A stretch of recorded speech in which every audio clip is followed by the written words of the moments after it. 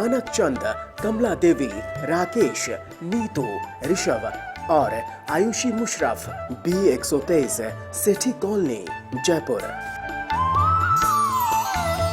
Shri Parshwanath rerolling mills limited, Durgapur 1, Vardhaman, West Bengal. Amita Jain, पत्नी अनिल कुमार जैन, संगीता जैन, पत्नी विपिन कुमार जैन। श्रीमती शशि बाला जैन, श्रेयांश जैन, श्रीमती अनुपमा जैन, शरीश जैन, श्रीमती शशि जैन, चेतन Jain, Asmit Jain, 54B, नवीन नगर, सहारनपुर, उत्तर प्रदेश। यशपाल जैन, श्रीमती सूरज जैन, शाहगढ़, सागर, मध्य प्रदेश। श्रीमती कमला देवी पाटनी, धर्मपत्नी स्वर्गीय श्री मदन लाल जी पाटनी, सुपुत्र राजकुमार पाटनी, कैलाश चंद पाटनी, प्रकाश चंद पाटनी, प्रदीप कुमार पाटनी, अनिल कुमार पाटनी, इम्फाल, मणिपुर। लक्ष्मी देवी जैन, सीमा जैन, धर्मपत्नी श्री अशोक जैन, मेहुल जैन, शाश्वत जैन, प्लॉट नंबर 658, महावीर नगर, प्रथम, जयपुर, राजस्थान। श्री दिगंबर जैन, महिला शास्त्र सभा, सूर्यनगर, गाजियाबाद। श्री सन्मति महिला मंडल, श्री दिगंबर जैन मंदिर, सेठी कॉलोनी, आगरा रोड, जयपुर। जय जिनेन्द्र तज्जयति परम ज्योति समं समस्तैरनंत परयायैः दर्पणतलैव सकला प्रतिफलति पदार्थमालिका यत्र। पंच परमेष्ठी भगवान की जय। पुरुषार्थ सिद्धिपाय की प्रमुख विशेषता क्या है, हमने शुरू में बताया था। इसमें हिंसा का बड़ा अद्भुत वर्णन है, और जो हिंसा का वर्णन इसमें देखने को मिलता है, जैन आगम के किसी शास्त्र में इतना डिटेल में और इतना स्पष्ट वर्णन देखने को नहीं मिलता। देखिए आज का श्लोक क्या कह रहा है। यत् खलु कषाय योगात्, यत् खलु कषाय योगात्, प्राणानां द्रव्यभावरूपाणां, प्राणानां द्रव्यभावरूपाणां, व्यपरोपणस्य करणं, व्यपरोपणस्य करणं, सुनिश्चिता भवति सा हिंसा, सुनिश्चिता भवति सा हिंसा। बोलिए। यत् खलु कषाय योगात्, प्राणानां द्रव्यभावरूपाणां, व्यपरोपणस्य करणं, सुनिश्चिता भवति सा हिंसा। यत् माने जो, खलु माने निश्चय से, कषाय योगात् कषाय और योगों से, प्राणानाम प्राणों का, कैसे प्राण, द्रव्य और भाव रूप प्राणों का, अर्थात जो निश्चय से कषाय और योग के कारण द्रव्य और भाव रूप प्राणों का व्यपरोपणस्य करणम घात करना है, सुनिश्चिता निश्चित रूप से वह हिंसा होती है। सुनिश्चिता निश्चित रूप से, सामान्य वह हिंसा होती है। क्या कह रहे हैं, कषाय का योग हुआ और कषाय का योग होने से अपने द्रव्य भाव प्राणों का घात हुआ या दूसरे के द्रव्य भाव प्राणों का घात किया, निश्चित रूप से हिंसा होगी। पर हिंसा भी है और स्वहिंसा भी है, दोनों हिंसा इसमें हुई। पंडित जी, प्राण कितने प्रकार के होते हैं? प्राण दो प्रकार के हैं, एक द्रव्य प्राण और एक भाव प्राण। द्रव्य प्राण माने जो शरीर संबंधी बने हुए प्राण हैं, ये द्रव्य प्राण। और भाव प्राण माने अपने पास उनसे जानने की कोशिश रूप क्षयोपशम होना, इसका नाम भाव प्राण है। प्रत्येक जीव में द्रव्य प्राण भी होते हैं और भाव प्राण भी होते हैं। पंडित जी, किस जीव के कितने प्राण होते हैं? आपने शायद द्रव्य प्राणों की बात पूछी है। पहले ये समझना है प्राण होते कितने हैं। द्रव्य प्राण 10 होते हैं। 5 इंद्रिय, 3 बल, आयु और श्वासोच्छ्वास। हमारे कितने प्राण हैं? हमारे 10 प्राण हैं। 5 इंद्रियां भी हैं, मनोबल, वचन बल, काय बल भी है, आयु भी है और श्वासोच्छ्वास भी है। किस जीव के कितने होते हैं? एक इंद्रिय जीवों के 4 प्राण होते हैं। एक इंद्रिय, एक काय बल, आयु और श्वासोच्छ्वास। 2 इंद्रिय के, एक इंद्रिय बढ़ गई तो 6, 3 इंद्रिय के 7, 4 इंद्रिय के 8, असैनी पंचेंद्रिय के 9 और सैनी पंचेंद्रिय हम सब के 10 द्रव्य प्राण होते हैं। तो इन द्रव्य प्राणों का अगर घात किया जाए तो उसका नाम हिंसा है, अर्थात किसी के अंगों को काट देना आदि। पंडित जी, भाव प्राण क्या होते हैं? जीव जिनसे जीता है उन्हें कहते हैं भाव प्राण, अर्थात हमारे जो चैतन्य रूप छायोपशमिक भाव रूप जो प्राण हैं या जो हमारी शक्ति है उसे हम कहते हैं भाव प्राण। हम और आप द्रव्य प्राण और भाव प्राण दोनों से जीते हैं। द्रव्य प्राण हमारे 10 हैं, भाव प्राण हमारे चेतना है, उनसे हमारा जीवन है। पंडित जी, कषाय और योग से द्रव्य और भाव प्राणों का घात कैसे होता है? कोई मक्खी हमारे ऊपर बार बार आ रही थी, हमें गुस्सा आई, हमने उस मक्खी को मसल के मार दिया, तो क्या हुआ? सामने वाले उस जीव मक्खी रूप जीव के द्रव्य प्राणों का भी घात हुआ और अपना क्या हुआ? अपने भाव प्राणों का घात हुआ। ये चर्चा पिछले दिनों में हो चुकी है कि आत्मा यदि विकारी भाव रूप परिणाम करता है तो उसके भाव प्राणों का घात होता है और उससे हिंसा है। यहाँ दोनों घात हुए, सामने वाली मक्खी के तो द्रव्य प्राणों का घात हुआ और अपने भाव प्राणों का घात हुआ। हिंसा रूप परिणाम, द्वेष रूप परिणाम हुए। इस तरह द्रव्य और भाव दोनों प्राणों का घात होने से हिंसा हुई। पंडित जी, योग से द्रव्य और भाव प्राणों की हिंसा कैसे होगी? कषाय होने पर योग ही तो कार्यकारी होते हैं। हमें गुस्सा आई और हमने उस मक्खी को मान लो हाथ से मारा, तो ये काय योग के द्वारा हिंसा हुई। इसलिए काय योग के द्वारा होने वाली द्रव्य हिंसा हो गई। ये होती है योग से होने वाली हिंसा। और मेरे मन में जो परिणाम आए कि मैं हाथ से इसको मारूं, ये मेरे भाव प्राणों की हिंसा हुई। इस तरह किसी के द्रव्य और भाव प्राणों के घात करने में अपने भी द्रव्य और भाव प्राणों का घात कभी कभी बन जाया करता है, और भाव प्राणों का घात तो होता ही होता है। पंडित जी, ऐसा भी तो हो सकता है कि सामने वाले के द्रव्य प्राणों का घात हो और भाव प्राणों का घात ना हो। अन्य जीव की कोई व्यक्ति जब हिंसा करता है तो पहले उसके मन में क्रोध आएगा, वो अपने हाथों से क्रिया करेगा, मैं इसको मारूं ऐसा सोचेगा, तभी तो दूसरे के द्रव्य प्राणों का घात होगा। क्या ऐसा हो सकता है मन में विचार ना आए और सामने वाले जीव को हाथ मार दे? नहीं। हम सैनी पंचेंद्रिय हैं, हमारे शरीर के हर अंग की जो क्रिया होती है ना, वो विद इंटेंशन होती है। मैं जब सोचता हूँ मुझे ऐसा करना, तब वो क्रिया संपन्न होती है। इसलिए पहले भाव प्राणों का घात होता है, द्रव्य प्राणों का घात बाद में होता है। मैंने सोचा इसको मारूं, तभी तो मैं हाथ उठा के उसको मारूंगा, तो पहले भाव प्राण का घात हुआ, द्रव्य प्राण का घात बाद में हुआ। पंडित जी, हिंसा कितने प्रकार की होती है? 2 प्रकार की हिंसा की चर्चा तो आप खूब सुन रहे हैं। पहली बात द्रव्य हिंसा, सामने वाले को मारना।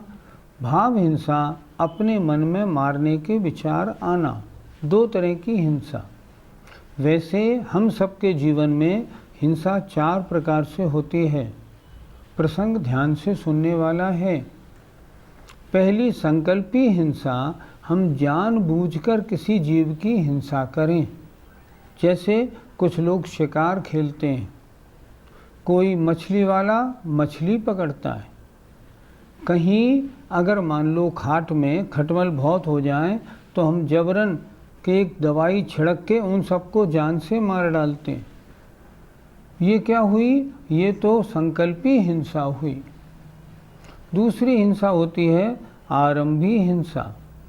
हम सबको अपने घर में काम करना पड़ता है। झाड़ू लगाना, नहाना, कपड़े धोना, कूटना, पीसना, पढ़ेरे में पानी इत्यादि का कार्य, इन सब में हिंसा होना स्वाभाविक है। हिंसा होगी ही होगी। लेकिन इससे बचें कैसे? इनसे बचना बहुत मुश्किल। बचने के लिए क्या करना चाहिए? फिर प्रतिमाओं को धारण करना चाहिए। अगर हम 8 प्रतिमा धारण कर लें, 9 प्रतिमा धारण कर लें, तो इन आरंभ करने का हमारा त्याग हो जाता है। और जब त्याग होता है तब आरंभी हिंसा से बच लिया जाता है। लेकिन जब तक गृहस्थी में है तब तक आरंभी हिंसा तो होती ही होती है। एक होती है उद्योगी हिंसा या उद्यमी हिंसा। उसका मतलब होता है हमारे व्यापार में, रोजगार में, दुकान में, फैक्ट्री आदि में जो हिंसा होती है वो उद्यमी हिंसा है। ये भी तो होगी होगी, हाँ ज़रूर होगी। इससे पूर्ण रूप से नहीं बचा जा सकता। आप नौकरी करें या व्यापार करें, हिंसा तो होगी। इससे बचने के लिए क्या करना चाहिए? नौकरी और व्यापार छोड़ देना चाहिए। अगर न छोड़ें तो कम से कम इतना तो करें, जिन व्यापारों में जीव हिंसा ज़्यादा है उन व्यापारों को तो ना करें। आजकल बहुत से हम जैनी लोग भी ऐसे व्यापार में इन्वॉल्व हो गए हैं जिनमें हिंसा है। नहीं, जैन धर्म के अनुसार वो उद्योग, वो व्यापार करे जिसमें कम से कम हिंसा हो। जैनियों के लिए व्यापार आगम में किस व्यापार की आज्ञा है? उन्होंने कहा सोने चांदी का, हीरे जवाहरात का धंधा करे, हिंसा कम से कम हो।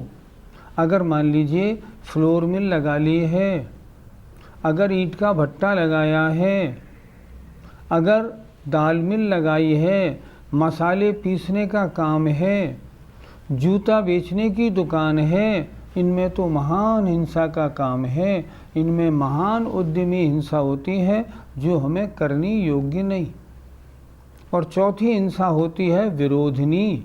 अगर कोई हमारे ऊपर आक्रमण करे तो उसके साथ अपना बचाव करने में जो हिंसा हो जाए वो विरोधिनी हिंसा है।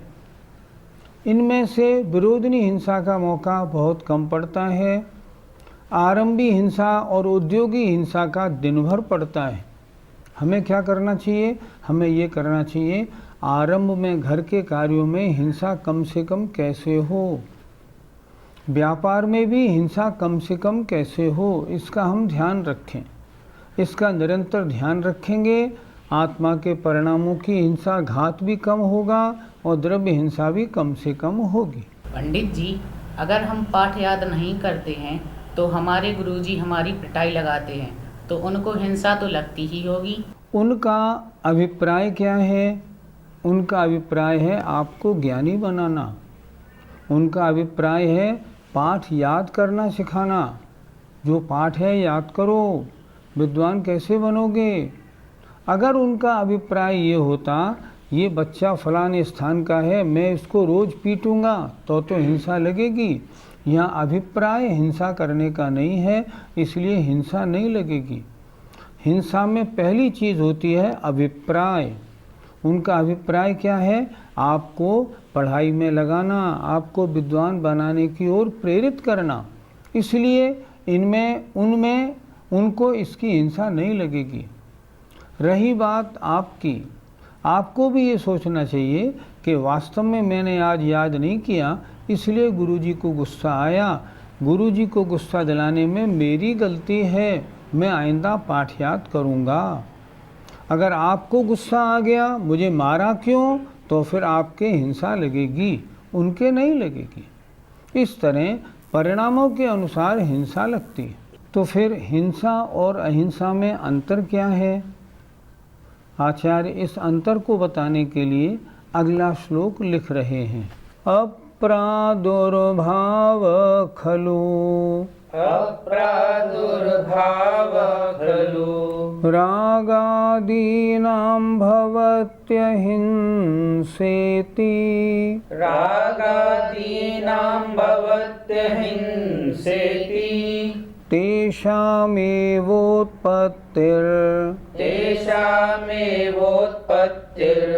हिंसेति जिनागमस्य संक्षेपः। हिंसेति जिनागमस्य संक्षेपः। बोलिए। अप्रादुर्भाव खलु रागादीनां भवत्यहिंसेति तेषामेवोत्पत्तिर्हिंसेति जिनागमस्य संक्षेपः। प्रादुर्भाव कहते हैं प्रकट होना, और अप्रादुर्भाव माने प्रकट नहीं होना। खलु माने निश्चय से, रागादीनाम राग द्वेष आदि विकारी भावों का। भवत्य हिंसेति, अगर इसका हम संधि विच्छेद करें, भवती अहिंसा इति, होती है अहिंसा इस प्रकार। कैसे कहा इसमें? निश्चय से राग द्वेष आदि परिणामों का अप्रादुर्भाव प्रकट न होना ही अहिंसा होती है। आत्मा में राग द्वेष आदि परिणाम उत्पन्न न हो, परिणाम अहिंसक हैं, हिंसा बिल्कुल नहीं। और तेषाम एव उत्पत्ति ही, तेषाम माने उनका ही, उत्पत्ति माने उत्पन्न होना, हिंसा हिंसा है। इति इस प्रकार जिनागमस्य जैन शास्त्रों का संक्षेपः सार है। सारे जैन शास्त्रों का सार क्या है?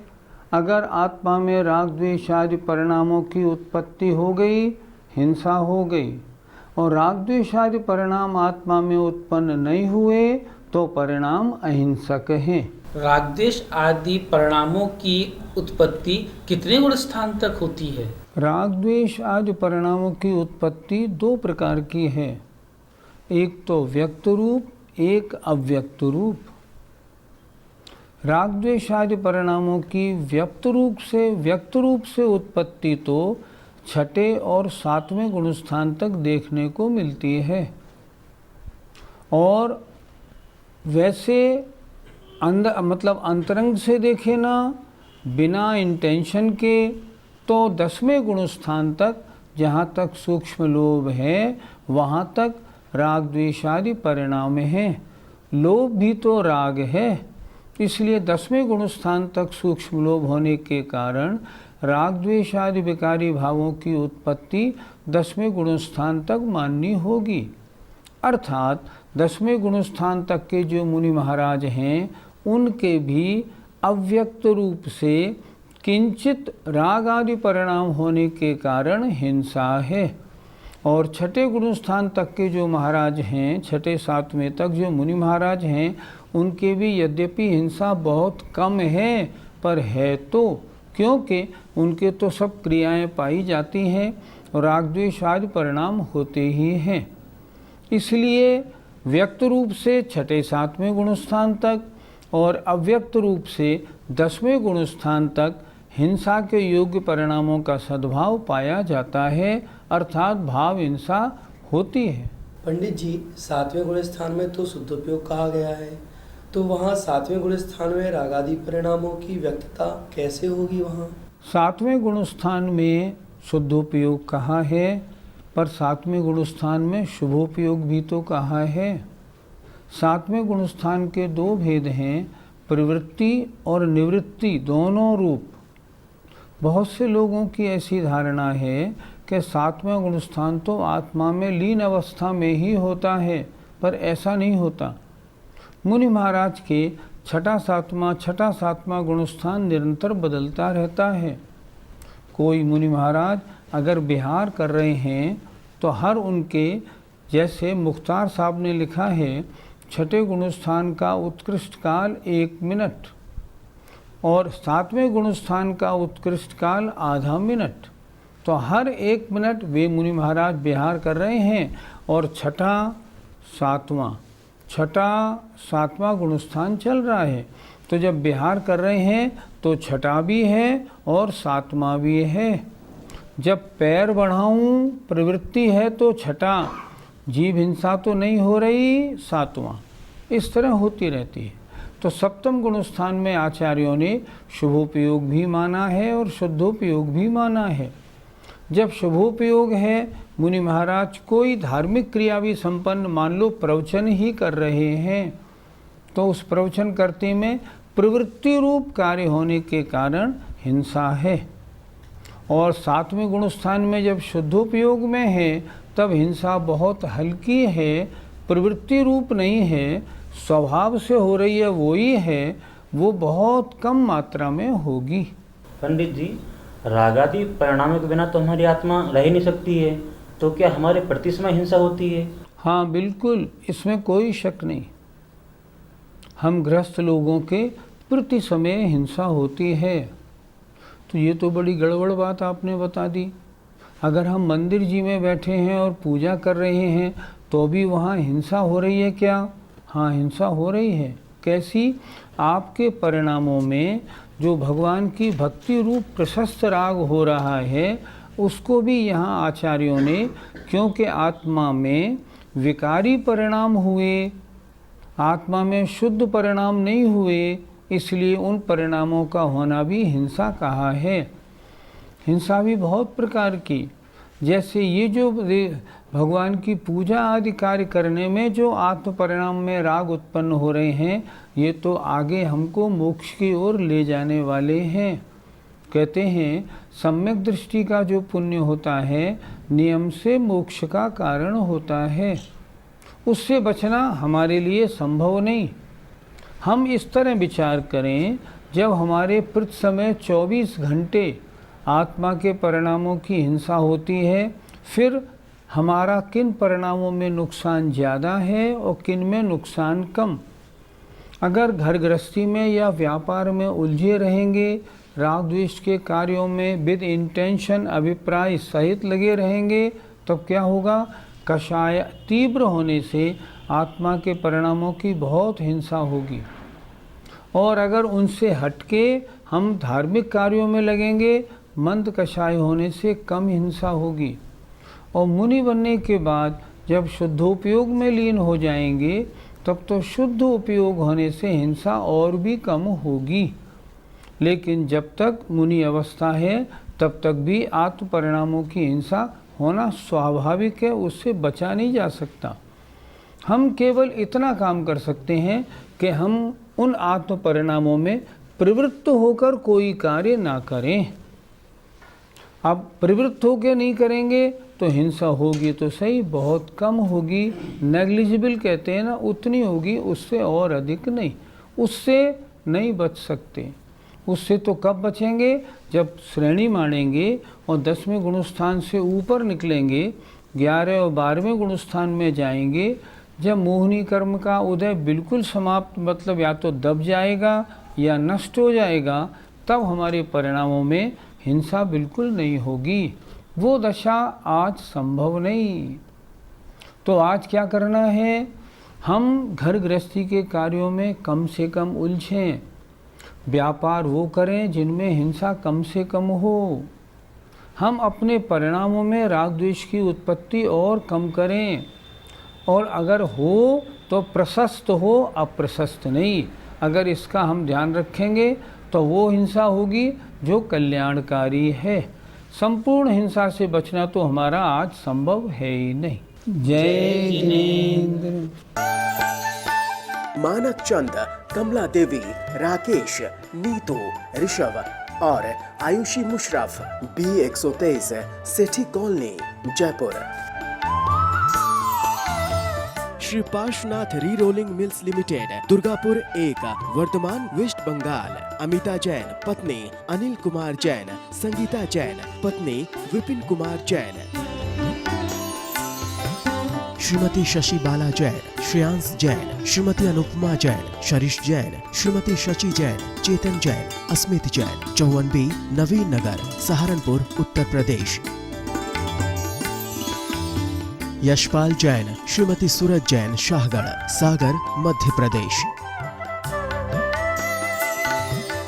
श्रीमती कमला देवी पाटने, धर्मपत्नी स्वर्गीय श्री मदन लाल जी पाटने, सुपुत्र राजकुमार पाटने, कैलाश चंद पाटने, प्रकाश चंद पाटने, प्रदीप कुमार पाटने, अनिल कुमार पाटने, इम्फाल, मणिपुर। लक्ष्मी देवी जैन, सीमा जैन, धर्मपत्नी श्री अशोक जैन, मेहुल जैन, शाश्वत जैन, प्लॉट नंबर 658, महावीर नगर, प्रथम, जयपुर, राजस्थान। श्री दिगंबर जैन, महिला शास्त्र सभा, सूर्यनगर, गाजियाबाद। श्री सन्मति महिला मंडल, श्री दिगंबर जैन मंदिर, सेठी कॉलोनी, आगरा रोड, जयपुर।